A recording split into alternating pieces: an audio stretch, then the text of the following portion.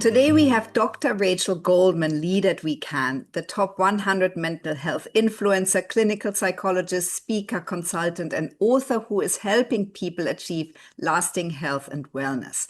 You take a holistic approach, Dr. Rachel, to mental health, specializing in CBT, cognitive behavioral therapy, that are practical tools to manage life's challenges. And your book, When Life Happens, which we have right here because we're a fan, is a compassionate and practical guide to navigating stress, burnout, life transitions, and more. You teach at NYU School of Medicine as well. Dr. Rachel, you do so much. You've shared the stage with incredible people like Oprah time and again. Talk to us about your work and what really matters to you. Yeah, first, thank you so much for having me. I'm so excited. I've been in clinical practice for a long time at this point. I think I lost track, but I've been in private practice for 10 years. And I really like to help individuals figure out ways to make it easier, so to say. Life can be so challenging because life happens. Yeah. Stress is inevitable. Unfortunately, we're all experiencing stress throughout the day, all the time. And I truly do believe, and I've seen it in clinical practice, and I witness it within myself, that having the right tools is really the answer, and knowing that as we go through different phases of life, we might need new tools. Tools may have to shift a little bit or tweak, but really, kind of going back to those basics, again, taking a holistic approach and going back to the basics is so important. I think in today's day and age, there's all of these things on social media of all these things we could and should be doing. Yeah. And really, we don't need any of that.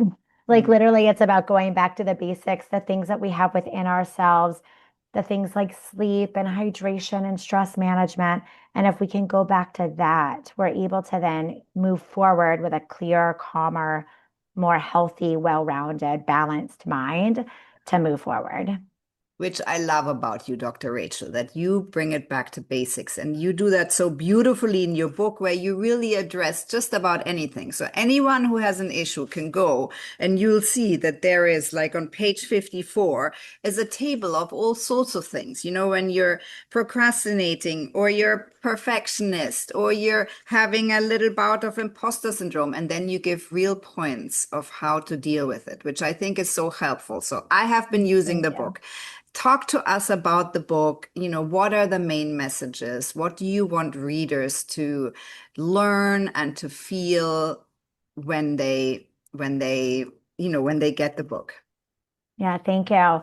So, with my years of clinical experience, I started noticing patterns. And they were these patterns of individuals coming in and saying, I know what I should be doing, but I can't, right? Like, I don't know what's holding me back. I don't know what's keeping me stuck. I know what I should be doing, and I just can't seem to do it. And everyone's like, it's not, it's willpower, it's motivation. And after realizing and working with those clients and realizing that I was giving them these, what I thought were super simple tips. I used to joke, I don't think you need to have a PhD to come up with putting a Post-it note on your mirror reminding you of something. But there are these things that when we're so in it, we tend to not be able to think of those creative solutions or quick fixes that actually work, that are just minor, right? When we're so in it, we think we have to change everything. And that's really, really overwhelming. So what I started realizing was I was giving these little tips, and clients would come back week after week and be like, I feel like I didn't change anything, but something changed. And it was the teeny, teeny little thing that we talked about that they did. And then it kind of starts having this positive snowball effect. So I remember thinking, I can continue to give these little tidbits and little advice behind closed doors, or I can write a book. Yeah. Or I could have a social media platform, right? So really, the book is those tips. It's breaking things down to the most basic, most simplest thing, meeting you, the reader, where you are, which is something that I share with healthcare professionals all the time, that as a healthcare professional, you have to meet your client where they are. You can't meet them where you think they should be or where they think they should be. So the book is really meeting where the person is and helping them shift the way they think about life, the way that they, think about themselves, and then be able to take that action that is the teeny little step that then gives them that feedback of, wow, I can do it. And then they start building confidence to keep going. So my hope is that this book allows people to feel seen, feel heard where they are today, and give them that little bit of motivation and empowerment and confidence to take one step forward. Because the one step is going to turn into more steps and building more confidence and so forth. Dr. Rachel, I'm wondering if we blow it out a bit into big picture. Mental health is something that we are in this day and age used to, and we think it's sort of a normal thing, and it's more normal to have a therapist, especially in America, but in Europe, really not yet. So I'm wondering, what do you want to see in the world that you are also working towards, being who you are, to change the stigma we still hold and how we can reframe mental health? It's interesting because so I'm in New York, and I think in New York, it's very common that individuals have therapists. People talk about it, my therapist this, my therapist that. But just as you said with Europe, I actually don't think most of America is there yet. I think the major cities. Yeah. So, and I don't think everybody needs a therapist. Do I think everybody could benefit from one? Of course. But to be realistic, accessibility, therapist time, money, all of those things, it's just not realistic. So my answer is not that everybody has their own therapist, but my answer is that everybody has access to these types of tools and tips, again, which is why I wrote this book. The book is not a replacement for therapy by any means, but it is something that I kind of think of, it's having me in your back pocket in a way that you can go to when you need it. And if you're still struggling or you can't, like you have the tools and you're kind of figuring out how to make that work, that's where the therapist, can come in. Or again, there's so many benefits to having a therapist. But I do hope that in the future, maybe tomorrow, maybe 10 years from now, who knows, that people are more open to talking about having a therapist, about mental health. And we have come a long way. I mean, you see celebrities and public figures talking about, their mental health illnesses, seeking treatment, talking about taking a step back because of mental health. And I think that's incredible. I want it to continue. And what I also want to see in the corporate world is more HR departments and bosses being accepting of taking a mental health day, right? Like maybe you're just feeling off and you need a day off, and you don't need a sick letter, right? You don't need the doctor's note. Like the doctor's note is trusting the person that I felt like I needed a day off to reset today, right? So kind of like normalizing mental health days, I would say. Yeah. Dr. Rachel, and how did you get here? When did you get impassioned with this? When did you feel like this is my thing? And how does one then get to, that moment in time to sharing a stage with Oprah? Talk to us about those pivotal points. Yeah, so I never actually wanted to be a psychologist. I think sometimes we know what we don't want before we know what we do want. And funny enough, the one thing I knew I didn't want to be was a psychologist. And it's so funny, I know. And the reason is my mom is not a psychologist, but she majored in psychology. Right. I'm very similar to my mom and wanted to deviate a little bit. So I was like, I'm not going to major in psychology. I never took a psychology course in high school. I knew it was not for me because that was her thing, even though she wasn't a psychologist. So funny enough, though, I went off to college, not for psychology. And then I actually witnessed and observed a lot of disordered eating behaviors in the college that I had initially went to, and became very curious and wanted to understand what was going on, and decided to transfer schools to a larger school that had a large psychology department and major in psychology. So as much as I didn't want it, it eventually came to me, I would say. And then it kind of just all started from there. I found some professors and some mentors at that school to really, like, I always say, like, take advantage of the situations that you're in. So like students that I supervise at NYU, I'm like, this is your time. Ask all the questions, get all of the kind of assistance now.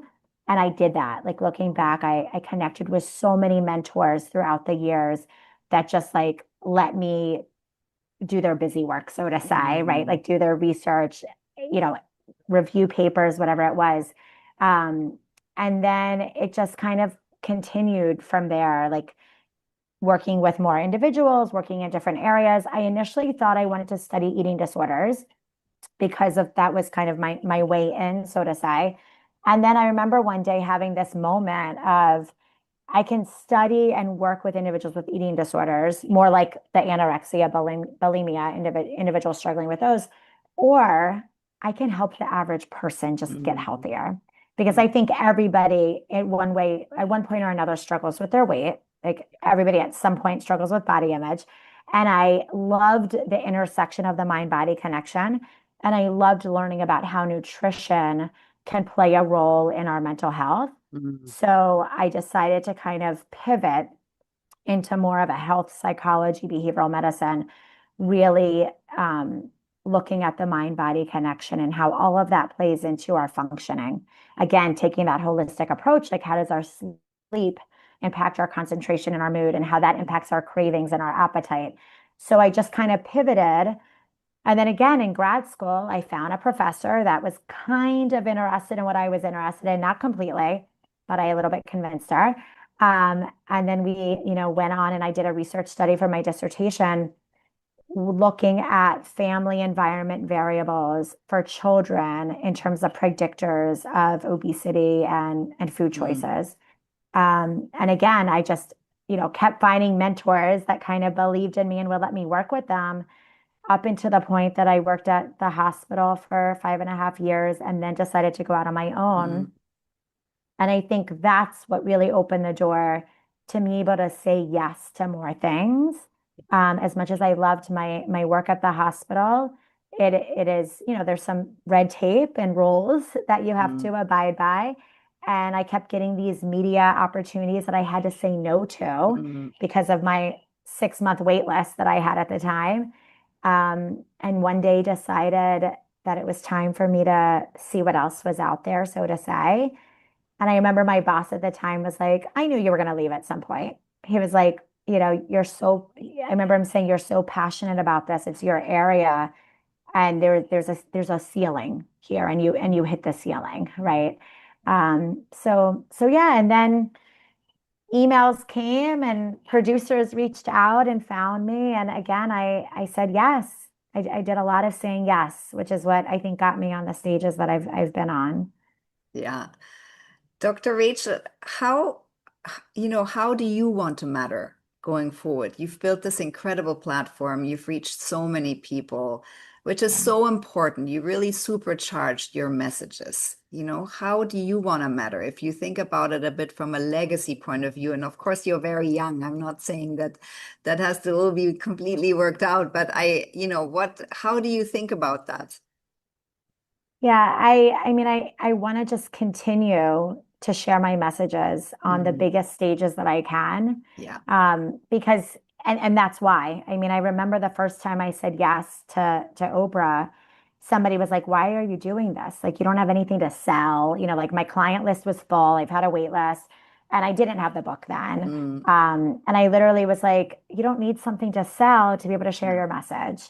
Yeah. And I did feel stuck, actually. Like I felt stuck when I worked in the hospital because I felt like I was sharing my message to one person at a time. And you can only max out to like maybe 10 clients a day. And that's a lot for a That's a day. lot. Yeah. Right. So that's why I started my Instagram account. That's why I eventually wrote a book because I just want to get my message out to as many people as I can. And it's the people that, it's the messages that I get back that say, I read your book or I heard you on this podcast and I started implementing what you said and it made a difference.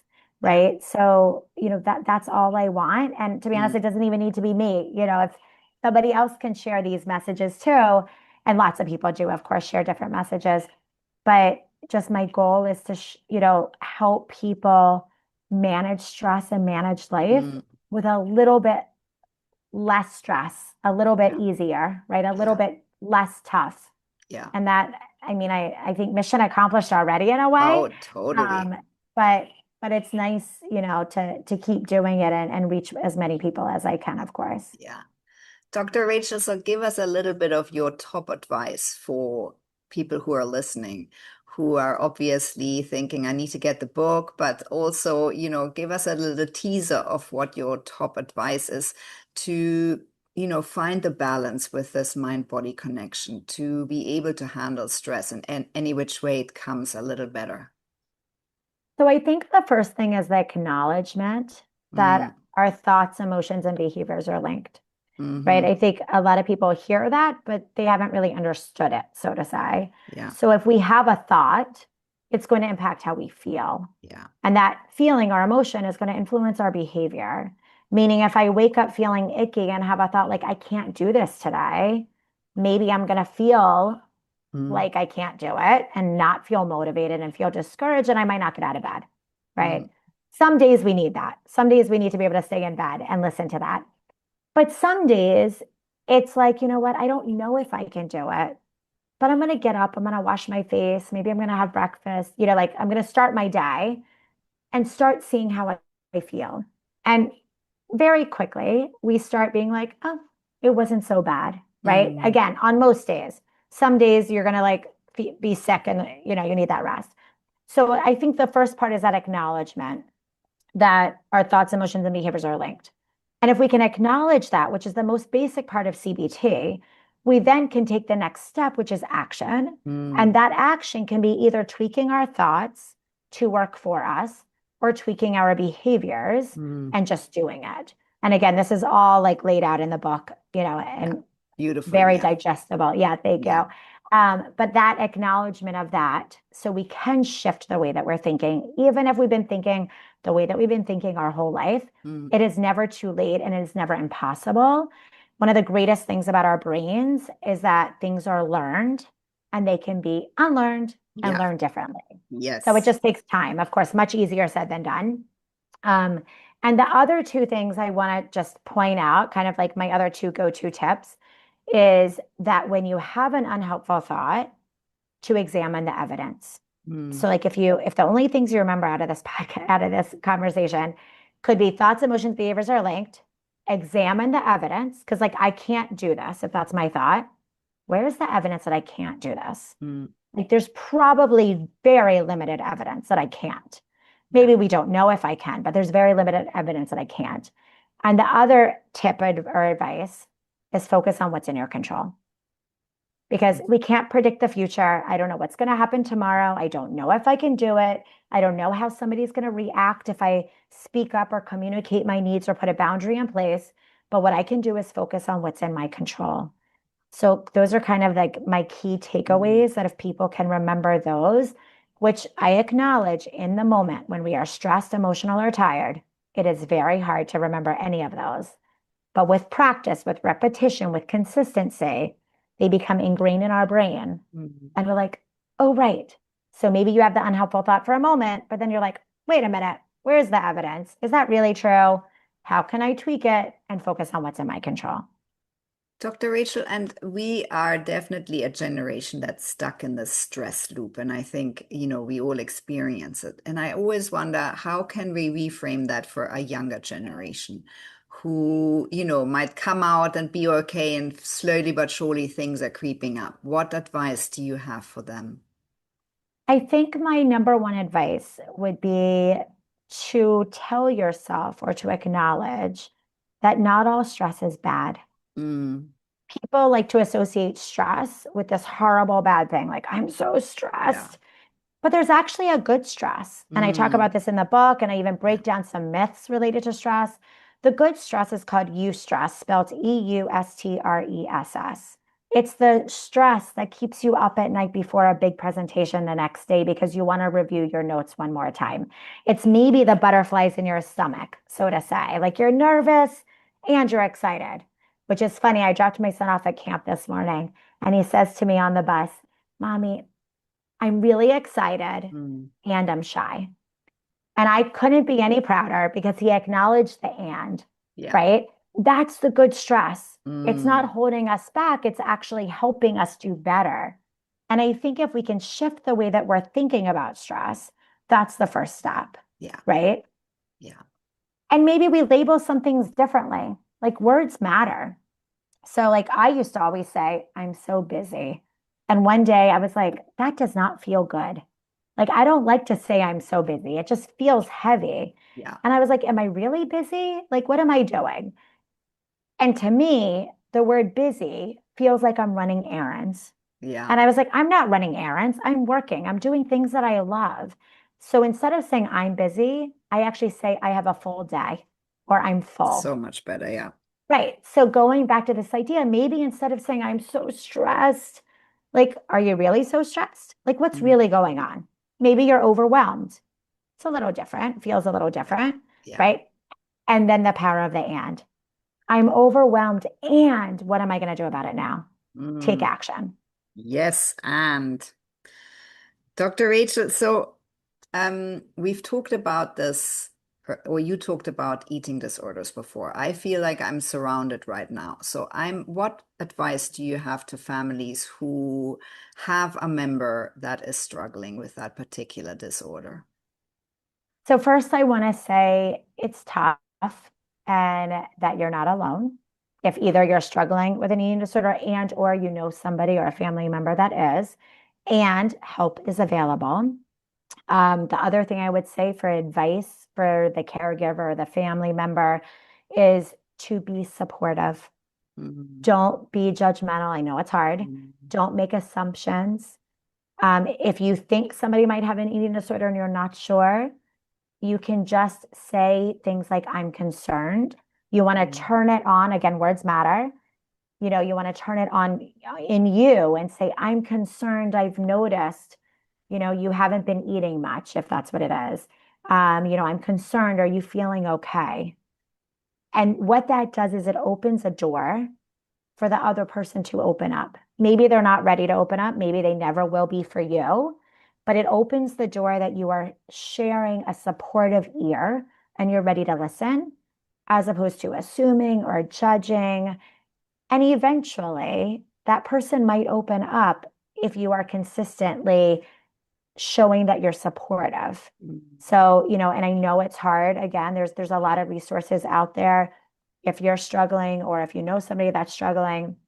But again, the number one tip is don't make assumptions and don't judge. Show concern and be supportive. Mm. That's really general parenting advice, isn't it, Dr. Rachel? And give us a few more because I feel like we parents enter into this role and, we're so excited about it. And if it works, it's so wonderful and it becomes, a major part of our lives. And and if I think about my three children and all the things that I had to become an expert in just to be able to hold the space for each one, is quite overwhelming. What would you tell parents in general? And actually, when you said words matter, that seems to always be a real thing. I had to get really good at naming the things. Yeah. It's hard. I'll say first, parenting is not easy. And it's funny, somebody asked me one day if I think all of my training in being a psychologist helped prepare me for parenthood. Mm. And without blinking, I said absolutely not. Thank Because you for that. yes, because I don't think anything Mm. prepares us for parenthood other than being a parent. Mm. You have no idea. Yes, do I understand a little bit more developmentally? Do I understand a little bit more maybe about emotions? But in the moment, I am not any different than anybody else. I'm also having big emotions as my kid is having big emotions. Like, oh my God, what did I do wrong? All of those thoughts are totally normal and common. And I think the biggest word of advice is yes, words matter and connect before we problem solve. Mm. Kids need to feel seen, heard, and they need to have that connection. And it is something that I didn't realize until I was in it with my son having a full out tantrum. And then I'm literally like, do you need a hug? And literally, that's all he needed. He Mm. needed a hug to know that I was there listening and giving him Mm. attention. And then we could talk about it and then we could solve the problem. But without that connection, it's like this, no Yeah. matter what we do. Mm. And the other thing I want to say is you as parents, me included, need the space to be able to respond, meaning we also have to take care of our mental health. Because I know if I didn't take my mini breaks throughout the day, I would be blowing up and being irritable and angry probably every night. We need that space. We need to take care of ourselves in order to be the best parent that we can be for our children. So just going back to we matter. It's yes, our children matter and that's our responsibility, but we can't be the best us for them if we're not taking care of ourselves either. Thank you for that. Dr. Rachel, we have a hard cutoff, so I'm going to ask you the last question. What takeaways would you like our listeners to have from your story? Oh my gosh, I'm trying to think of ones that we haven't said already, but something I didn't mention before that I will say is you can change your mind. Because what I didn't mention, well, I guess it kind of came out, but like wasn't going to be a psychologist. I changed my mind. I changed schools. I changed, majors. I did, all of that. You don't have to know what you want to be yet. You don't need to know what you want to do in 5 years from now. Somebody asked me the other day, I said, I have no idea where I'm going to be in 5 years from now. I have no idea. Hopefully doing kind of the same thing, but we really don't know. We can't predict the future. So I think, again, going back to focusing on what's in our control and knowing that there's no set timeline. I mean, I was older when I got married. I had kids when I was older. That's okay. So kind of like wherever you are right now, I think just turn inward and ask yourself, what's working, what's not working, what I might want to do differently. And if there's something you want to do differently, take a baby step, right? Don't wait to lose weight. Don't wait for the partner. Don't wait for the job. Don't wait for the who knows what, but just start doing it now. I mean, thinking back to my media experience, like I literally started by sending an email one day and was like, hey, I would love to be on Dr. Radio. Could that happen? Like you have to start somewhere. It just doesn't happen overnight.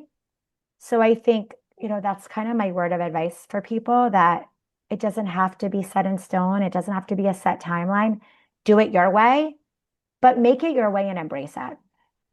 Dr. Rachel, you are amazing. Thank you for reminding us of so many amazing, important things that we forget because we're in the moment, that words matter, that we can take baby steps, that we can pivot at any time. And I would love to get everyone to buy the book, Here When Life Happens, Dr. Rachel Goldman. Thank you so much for leading by example on WECAN and general in life.